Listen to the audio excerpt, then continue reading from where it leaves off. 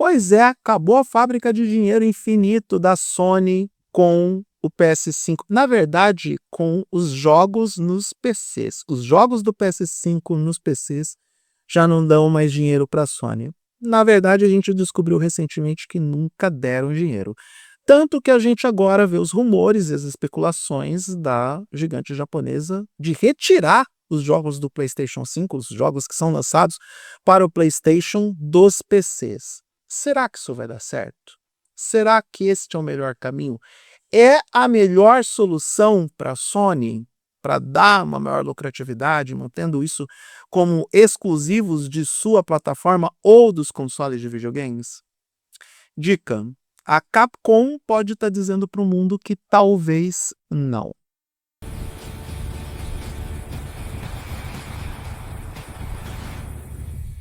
É bem simples de entender.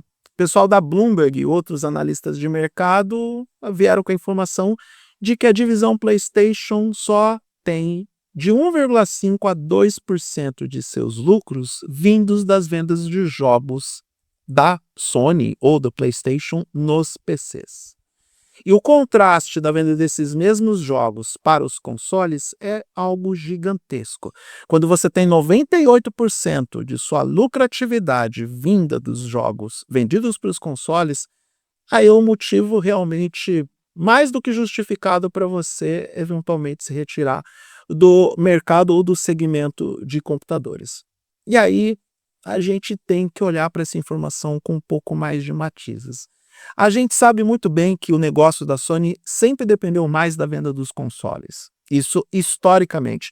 Diferente de uma Microsoft que coloca hoje o Xbox cada vez mais como um serviço a ponto de meio que querer acabar com o console tal e como conhecemos.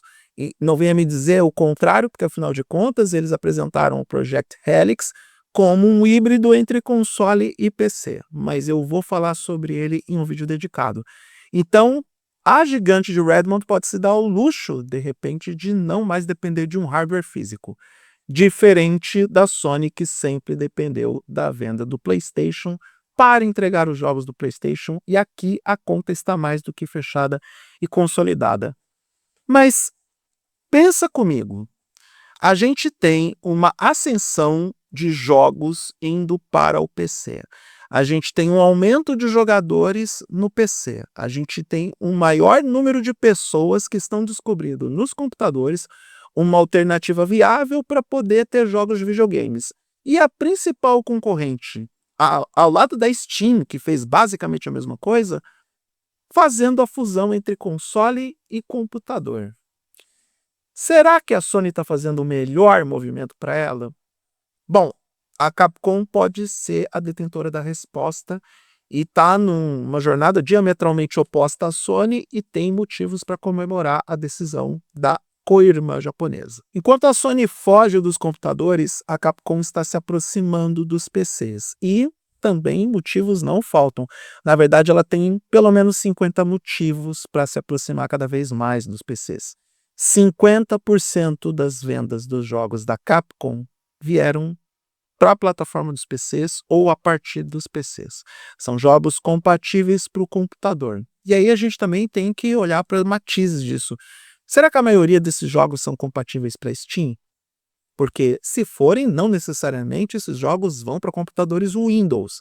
Mas, considerando também o volume de equipamentos que contam com o sistema operacional da Microsoft, é crível pensar que também existe uma boa clientela que está jogando através de um PC com Windows 10. Com Windows 11 nem tanto, porque a nova versão do sistema operacional da Microsoft dá aquela embaçada no desempenho para jogos. Então aqui temos um sinal claro de uma empresa que soube trabalhar com os computadores, em detrimento da outra que sempre dependeu mais dos consoles. E a próxima camada que complica ainda mais a situação da Sony é aquela que a gente tem como o esticar da corda. Eu chamo de esticar de corda, porque a próxima geração de consoles, que pode ser a última, dependendo de tudo que acontecer, porque leva em consideração todas as mentiras que foram contadas para os jogadores em relação à atual geração. E como o PlayStation 5 e o Xbox Series S e X precisam esticar a corda até mesmo para dar tempo para justificar o lançamento da próxima geração, também levando em consideração o aumento de preços no hardware e a crise de memórias que nós estamos enfrentando, quanto mais o tempo passa, o PlayStation 6 vai virando um problema para a Sony, e esse é um fantasma que a empresa vai ter que lidar desde já para justificar também a decisão de só lançar jogos para os consoles domésticos. A necessidade de justificar o PlayStation 6 para os gamers da Sony pode fazer com que a empresa feche um pacto com ela mesma com exclusivos de peso. A gente pode perder a possibilidade de ter jogos que estão presentes nas duas grandes plataformas de games por conta da necessidade da Sony validar o PlayStation 6 e seguir com aquela aposta que a empresa fez já há muito tempo de justificar as vendas dos seus consoles a partir dos exclusivos, que para muita gente são considerados melhores do que o que a gente tem como exclusivos dos jogos para o Xbox. E também não tem como negar isso como uma perspectiva válida. Estamos falando, por exemplo, de God of War e The Last of Us, 2 jogaços. Estamos falando de Marvel Spider-Man, estamos falando da franquia Gran Turismo. São jogos exclusivos realmente expressivos, são campeões de vendas e que poderiam sim validar e justificar a exclusividade e, por tabela, validar a existência do PlayStation 6 tal e como ele é. É um console que terá poucas diferenças técnicas em relação ao Project Helix, mas que deve se distanciar tecnicamente dessa ideia de apagar a linha entre console e PC. E a Sony vai fazer isso pela pura necessidade de sustentabilidade do seu negócio. Muita gente está falando que a estratégia da Microsoft ela é perigosa, porque pode sim estimular a maior venda de PCs, ou até mesmo aquilo que já está acontecendo com algumas pessoas que contam com uma mente mais habilidosa nas questões de montagem de hardware, porque já tem gente construindo PCs com proposta e objetivo final de transformar em console tão potentes ou mais do que qualquer outro console que deve aparecer nos próximos 2 anos. Tá, tô exagerando. Tão potente não sei, mas com as mesmas finalidades e com o mesmo resultado final, isso com certeza. Tem produtor de conteúdo que já montou a Steam Deck perfeita com um custo menor do que o estimado que a Valve deu para o seu futuro console ou híbrido entre console e PC. Só que a Microsoft meio que quer isso, apesar de que a Microsoft apagou recentemente a ideia do This is Xbox.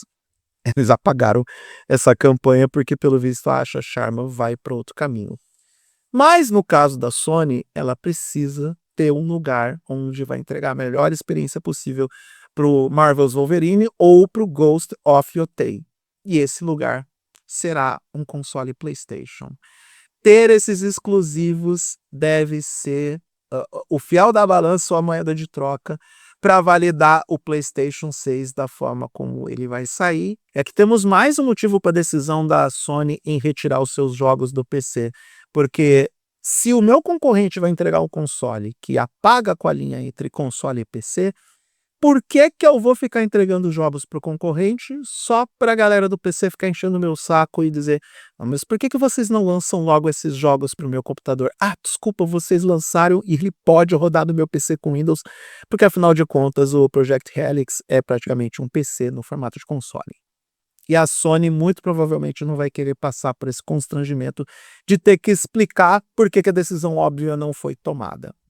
E o lucro? Não se esqueça do lucro. Não se esqueça que a Sony está visando o lucro nas suas decisões. Gamers de PC, nem tudo está perdido. A Sony tem uma válvula de escape que é o Live Service.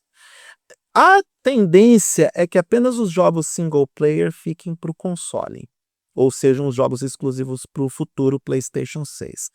Mas os jogos de live service, os jogos que são tipicamente jogados em campanha, que são disputados online, esses devem continuar multiplayer e esses devem seguir chegando no PC ou no Steam ou qualquer plataforma de computador, para que o número de usuários desses jogos não só aumente na quantidade, mas também se valorize em função da quantidade de pessoas que vão utilizar os servidores. essa parte de tudo que eu falei nos últimos 30 segundos considera como rumor, especulação ou estimativa dos analistas, porque é uma tendência que a Sony pode tomar, mas não tem nada cravado em pedra. Acredito que a Sony vai se pronunciar sobre tudo o que eu estou falando nesse vídeo ao longo dos próximos meses, ou quem sabe até a próxima Game Developers Conference, porque quando você estiver assistindo esse vídeo, a GDC de 2026 já estará concluída. Mas fato é que eu acho que a Sony aqui, pelo menos, está apostando em entregar a experiência de jogos de PC, ou entregar os jogos para PC, para quem usufrui a experiência como jogador de PC. E, indiscutivelmente, quem joga no PC tende a jogar os jogos no formato de live service e nos formatos de multiplayer. Não que não exista multiplayer no console PlayStation, mas esse é um comportamento de demanda muito maior para quem joga no PC. Então, vamos esperar para ver se realmente é esse caminho que a Sony vai tomar. E aí, pelo menos, existe um respiro de esperança para os jogadores que gostam dos games da Sony e que estão numa plataforma de desktop, seja ela com Windows, seja ela com Linux, seja ela com SteamOS. Enfim, que bom que temos múltiplas possibilidades. Nem tanto no macOS, porque sabe como é a Apple, né? Fica com aquela coisa meio restrita, aquele ambiente meio fechado, tanto quanto opressor, enfim, vocês já sabem do que eu estou falando. E o que fica de lição de tudo isso? Eu faço questão de ler o que eu escrevi no artigo no eduardomoreira.com.br e eu já aproveito para convidar você a visitar o blog, porque tem um artigo escrito muito bem detalhado sobre tudo o que eu falei no vídeo. Ah, mas eu já comentei sobre tudo isso, não tem por que você consumir dois conteúdos, mas pelo menos você me dá audiência, ajuda a aumentar a visibilidade do blog e a gente vira referência na internet também. Eu escrevi o seguinte: a grande lição de tudo que a Sony pode entregar para todos nós no futuro é: nunca confie cegamente no que uma empresa diz, especialmente quando ela está falando de dinheiro. Porque o mundo é capitalista, ele se move pelo dinheiro. Nenhuma empresa está se importando em agradar a você, gamer. Ela está se importando com o lucro, está se importando com o dinheiro que vai entregar para os acionistas e para os investidores. E a Sony é uma empresa que vive de dinheiro e não de comentários defendendo o PlayStation, tal e como muitos de vocês fazem. A Sony está pragmaticamente pensando no dinheiro que esses jogos para PCs rendem para a empresa e no dinheiro que ela pode economizar em desenvolvimento dos títulos, investimento de programação, investimento logístico para a distribuição desses jogos, porque alguns deles ainda são vendidos em mídia física, por incrível que pareça, apesar da Sony ter desativado a sua produção de DVDs e Blu-ray. Mesmo assim, a gente tem que entender que esse movimento da Sony tem como principal objetivo otimizar e maximizar os lucros da divisão PlayStation. Divisão essa que, tal e como acontece também com o Xbox, está flertando com uma crise profunda, porque a bolha meio que estourou no mercado de videogames. A gente tem jogos AAA custando caríssimos, a gente já tem uma base de gamers assentada, cada uma nas suas respectivas plataformas. Pelo visto, quem comprou o PlayStation 5 comprou, quem comprou o Xbox One X comprou, o One S também, ou quem está no PC muito provavelmente não vai para console nenhum, e todo mundo meio que já fez a sua escolha. Vai ser cada vez mais difícil com o passar do tempo conquistar novos usuários, ainda mais com o PlayStation 5 que deve chegar a 10 anos de existência. Pasmem! Mesmo com o lançamento estimado do PlayStation 6 para 2028 ou 2029, se tudo der certo e se a crise de memórias acabar antes. Então, quando você vê um jogo da Sony sendo vendido a R$350, além de reclamar muito nas redes sociais, pensa, estamos falando da Sony e não da ONU. Não é uma instituição sem fins lucrativos, não é uma instituição que está pensando em caridade. Ela só está pensando em lucrar em cima dos jogadores, e a forma mais fácil de lucrar em cima daquelas pessoas que são adeptas e convictas hoje em relação aos jogos do selo PlayStation de qualidade é estabelecer esses jogos como exclusivos e não oferecendo para a plataforma de PC, que dá apenas 2% de lucro para a Sony neste momento. Ficou claro para mim? Deve ficar claro para você. Acredito ter ajudado aquelas pessoas que estavam em dúvida sobre o porquê que a Sony pode tomar essa decisão em breve. Eu sou Eduardo Moreira, convido você a se inscrever no canal, dar o like, compartilhar o vídeo, clicar na sineta para receber as notificações, dar uma olhada no QR Code para me ajudar a bancar a pizza fria todo domingo de manhã na geladeira, mostrando que eu estou vencendo na vida. Mas, por enquanto, eu agradeço a audiência que você me entregou. Um grande abraço para todo mundo e até a próxima.